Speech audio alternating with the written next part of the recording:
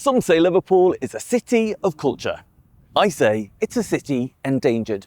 I'm back in my hometown to explain why.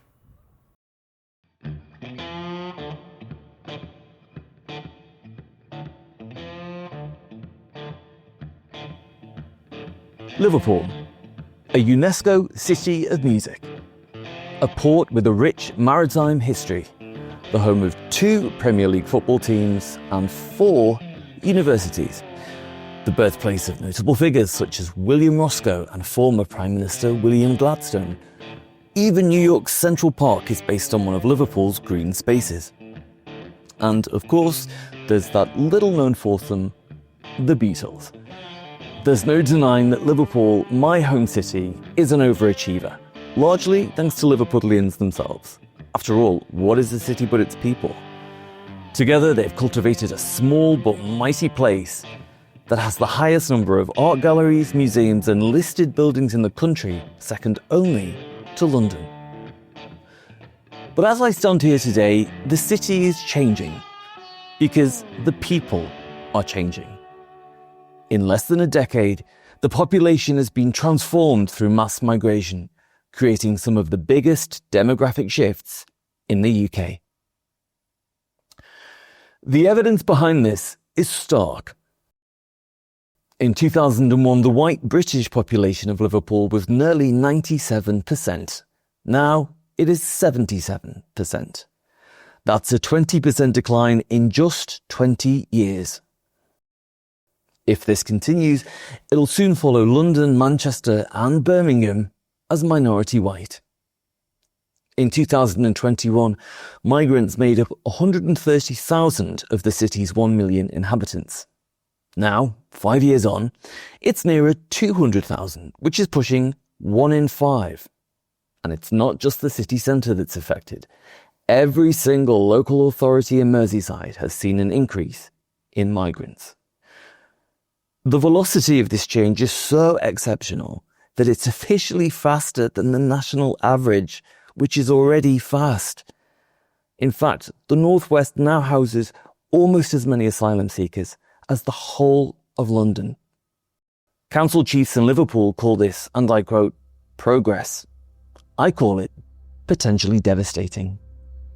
So how on earth did this happen? It certainly wasn't always this way.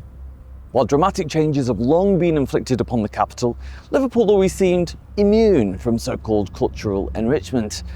A few decades ago, there was hardly any. Then, over the past few years, that seemed to change with an almost secret population explosion. Now, the city is somewhat unrecognisable. Part of this is because the Home Office designated Liverpool a dispersal area, aka a dumping ground for those who've broken into the country. As a result, most asylum seekers are sent here while their applications are processed. Sadly, the host population were never consulted or informed. City officials and council leaders would be quick at this point to point out that migration to Liverpool is nothing new. Back in the 19th century, it welcomed 1 million Irish people during the Great Famine. And while this is true, there's one key difference. Irish culture is not alien or incompatible with England. Today's immigrants are not Irish. Many of them are not even European. Huge numbers of them come from Africa and the Middle East. In fact, Liverpool's rate of immigration from these regions is 25% higher than the rest of the UK, which explains why the black population in Liverpool has increased by 154%. South Africa, I hate your country. There's also been a 69% increase of Muslims living in the city, once the Catholic capital of the UK. In 2001, there were 5,000 Muslims. Now, 30,000. If this trend continues, there'll be no need for either of Liverpool's famous cathedrals.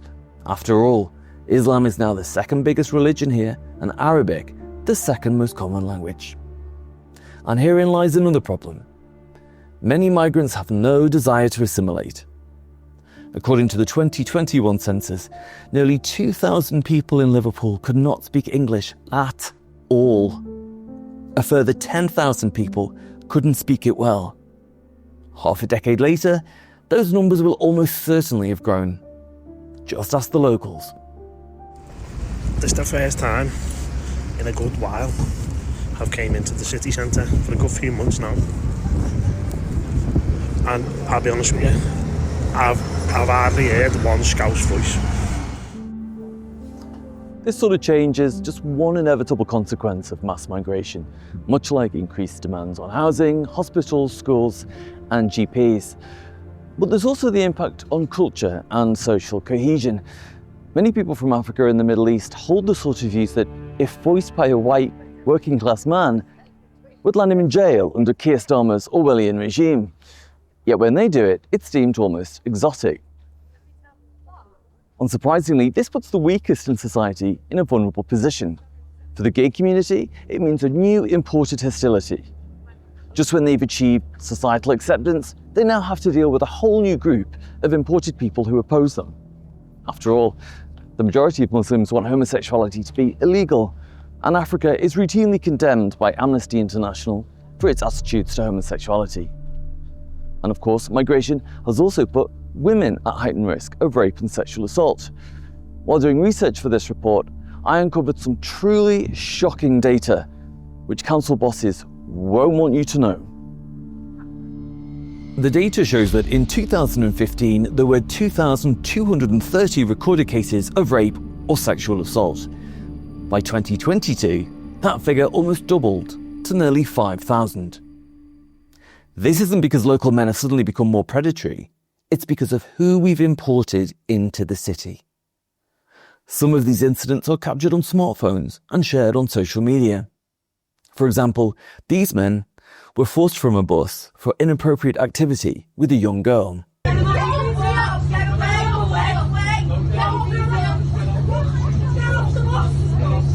This is just ridiculous. This is absolutely ridiculous. Just go. It's women and children. Fuck off. Go away. Go away. Go away. Look at him. Oh! Get away. Get on the bus. Get off. This man was allegedly caught filming children in a park. I don't care if you mate here or not. You don't come and do that. Okay, you can delete it yourself. Go on and say him delete his ones as well. I'll try to delete it. Yeah, he's got taking videos and all that. You're a fucking disgrace. However, the worst cases often happen in the shadows. There was the case of Saiku Kamara, who sexually assaulted a 16-year-old girl in the back of his taxi. He'd moved to Liverpool from West Africa just a few months earlier.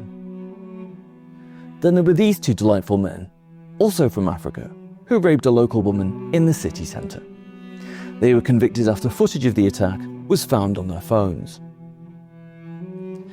Failed asylum seeker Salih Mahmoudi from Iran was also jailed for rape. He was still allowed into Liverpool despite a long history of offending in his homeland. Ali Al-Dulami from Iraq sexually abused a child. He was convicted of rape and sexual activity with a minor. Moma Musari drugged and raped a lone woman at a bus stop. Originally from Nigeria, he already had a previous conviction for assault before moving to Liverpool. Likewise, Sanad Ahmed sexually assaulted two teenage girls in the newsagents where he worked. And in a similar case, Saidi Hussein raped a 17-year-old girl who was a customer in his shop. Most recently, this Welsh choir boy was jailed for more than 2 years after trying to kidnap a 19-year-old girl outside Liverpool Lime Street Station in broad daylight. Okay, we've had a report that you've assaulted a young girl. Okay, and there have been witnesses, okay? So at this moment in time you're under arrest for a common assault, okay? You don't have to say anything, but it may harm your defence if you don't mention when questioned something which will later on in court. Anything you do say may be given evidence, okay? Even the Bishop of Liverpool has resigned after Channel 4 broadcast sexual assault allegations against him. He denies the claim, but I think you get my point. The list goes on and on. In fact, over the past few months, Merseyside police have made a disproportionate amount of appeals for foreign men who are wanted in connection with sex crimes. Despite this, they refuse to acknowledge the connection to immigration. On the contrary, they seem to be almost suppressing this fact. When I first drew attention to the parallels between migrant men and sex crimes, Merseyside police almost completely stopped publishing appeals about foreign men. It's almost as if they're trying to hide an uncomfortable truth for the sake of the narrative. This is particularly astonishing when you realise that the head of Merseyside police is a woman who, like the rest of us, saw what happened in Cologne on New Year's Eve 2015, when 1,000 German women were sexually assaulted by migrants. Salam alaikum. I'm speaking to you today because I want to reinforce my commitment to protect every member of our Merseyside community. Sadly, the local media here are no better. BBC Radio Merseyside has said nothing about the correlation between migrants and sex crimes, while the Liverpool Echo newspaper has also failed to cover it, despite being edited by a feminist. This is odd, especially when national statistics already prove that foreign men are overrepresented in crime stats. Data from the Ministry of Justice shows that 23% of sexual offences, including rape, were accounted for by foreign nationals between 2021 and 23. If other news sources are able to report this, why can't those in Liverpool? Is it simply poor journalism? Or is their silence bought by the city's socialist leaders? After all, immigration is big business, especially for Liverpool City Council. In 2022, it received £8 million for asylum grants, £4 million for Syrian resettlement schemes, and £1 million to support Ukrainians. That's £13 million in just 1 year. Telling the truth about so-called enrichment could be costly. Then again, maybe the truth is something more innocent. Perhaps they've simply bought into the sort of suicidal empathy that was recently mocked in this parody article of The Atlantic. Or maybe they simply need deprogramming of their liberal self-loathing, the sort of which we see here from Washington University. Whatever the answer, the fact is that Liverpool's most vulnerable are at greater risk now than they were 10 years ago. And those in power have facilitated it, knowingly or otherwise. There are, of course, other security dangers that come with mass uncontrolled immigration, risks that affect everyone, risks that are perhaps particularly felt here in the Northwest. After all, the Southport terror attack happened here in Merseyside, as did the trial of Axel Rudakubana. There was also the case of the migrant from Baghdad who tried to detonate a bomb at Liverpool Women's Hospital in 2021. He'd previously been jailed for assault in the Middle East, yet was still allowed to move here. After the attack, the left-wing mayor of Liverpool, Steve Rotherham, issued a statement that said, "Diversity was our greatest strength." Meanwhile, just 50 miles away, the son of Libyan migrants killed 22 at the Manchester Arena bombing. My sister and niece were there. Luckily, they survived. This begs an important question. Just how long before there's another incident? At this point, it's almost inevitable. And clearly, the city council leaders know it. They've already spent thousands of pounds of taxpayer cash on hostile vehicle mitigation, aka diversity barriers. This is because they know it's only a matter of time before a car is driven into a crowd of people. This obviously doesn't mean that all migrants commit crime, but there is clearly a correlation. Despite this, the floodgates remain open, and the city I knew is becoming an island of strangers. When I look around and see the evidence of this, I mourn what is slowly being lost. But I also feel frustration at the locals, my fellow Liverpoolians, who appear almost indifferent to what's happening. These are the same people who did an incredible job fighting for justice over the Hillsborough cover-up. Yet they seem too scared to speak up on immigration for fear of being called racist. If this continues, what's the future for Liverpool? And if you have no connection to the city, why should you even care? Well, the answer to the former is undetermined. That fate rests in the hands of its people, although I would say that time is running out. As for the latter, everyone should care about what's happening regionally because these are the last remaining places that still have unique British character. The accents, the dialects, the local customs. These are the final connections to an England that is already lost in the big cities. And like anything endangered, they should be protected. Otherwise, once they're gone forever. And what follows will likely be much worse. Besides, it's not just Merseyside. What's happening here is also happening in Manchester, Leeds, Cardiff, Dublin, even in small towns and villages. Ultimately, the story of my home city is the story of yours, and ultimately, the country. So what needs to happen? Well, first we must raise awareness of what's actually happening. You can do your part by simply sharing this video.